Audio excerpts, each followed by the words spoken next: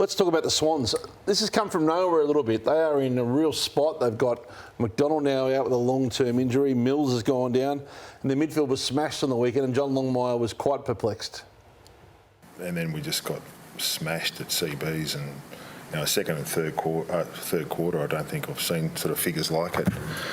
Just got smashed out of there, and to win only 2 clearances for a half a footy, and it puts us everyone on the back foot and didn't give us momentum going forward. I love listening to him talk footy, and I sat through that whole media conference and he was bemused by the performance because they've got their injuries down back, and we know that, and we've spoken to that, but you don't see a Sydney midfield get beaten like that to the point where he hadn't seen numbers like that for a long time.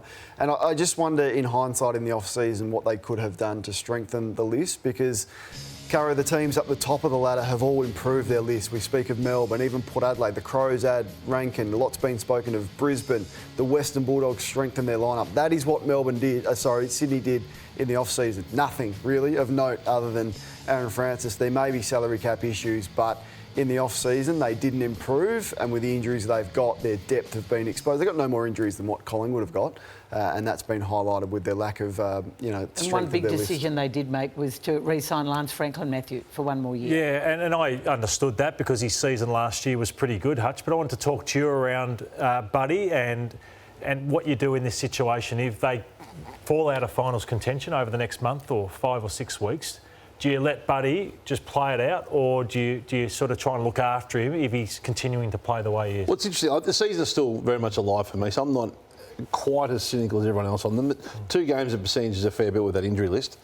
I don't think we're cynical. I think we're just a bit shocked. Yeah. If they get to a point where they can't make the finals, then I think they'll celebrate him and exit him in the right manner around round 19, 20, 21, don't you think? But if the finals fight is still on, they'll be forced to stay the long game, and that's the right decision. Yeah, he's lost confidence. He's probably as low on confidence I've ever seen him play. And I want to talk about another player who should be in the prime of his career, and that's Isaac Heeney, and where he's at. He's an All-Australian last year. So why can't he go on the ball and impact the game? Well, that's the question. I put him up against 3 champions of the game at a similar age, or Oliver in 2 years younger, and they've won 4 best and fairest and 3 respectively. They've won 4 and 3 All-Australians, and this guy's got 1, and yet he's having a down year this year. So that's the big... we shouldn't be talking as much about Franklin. It should be about why this guy can't... It's a mystery. Yeah. Is it time they challenged him and said, we need you to play on the ball and you are the guy? Well, I think, he's frustrated them most of the year about why he just can't quite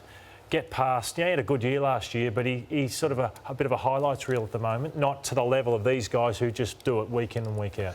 And Luke Jackson worked for the first time with Darcy. I think both they were 2 of the best 3 players on the ground, and that was the original West Australian headline, and to their credit, they were all action Jackson today, so it got squared up, and it moves quick. You can't imagine this team lost to North Melbourne round 2. No, you can't. The criticism was fair over Luke Jackson at the start there, and I wasn't offended by that headline at all, and they've rightly adjusted that. His last 2 weeks have been really strong, and Darcy was enormous. I mean, 18 disposals, 44 hit-outs. I think he had 9 inside 50s. It was ridiculous. So if they can continue to get it together, I think Fremantle, with their games they've still got at home, will pose a few problems. And there's obviously trouble brewing for most of the clubs. Even some of the poorer clubs now are furious that the soft cap's only going up. I know it's a dry off-field story, but these are some quotes in a Pete Ryan story in The Age today about how assistant coaches are leaving the game because they just can't earn money anymore. Their salaries are being capped. They're leaving the industry to go and work elsewhere because it's just not worth staying in the game. Sydney is one of the biggest victims of this because of cost of living, and I honestly think Gillon McLachlan made a big mistake when he sold the financial wealth of the game to the coaches at the start of the year. Took a big pay rise himself, along with a lot of his executives, and yet the coaches still are not going to get a pay rise. And I think what adds fuel to the fire is comments from the likes of Scott Pendlebury, and I agree with him, the players are underpaid, but then you've got coaches that are also underpaid. Where's their reward? There's doctors, there's masseuses, there's IT people, there's forward scouts, there's recruiters. It's a big issue and one that the AFL shouldn't overlook. It'll extend players' careers by a year because clubs will leave them on lists to play 12 games and help with the coaching in the background, do you think? To get around the cap. Why can't they just lift it a bit for the coaches? Oh, they're just saying we said 250 next year and that's what we're going to do. And they blame they blame they had a view the that the equalisation. But there's one coach said to me last week, we're just paying off the debt of the poor clubs because it's 2 million a year or 3 million a year less than they were paying us a few years ago across the board. They had a view at the time that the assistant coaches were paid too much, and they used that lever to readjust it and not fix it, and that's where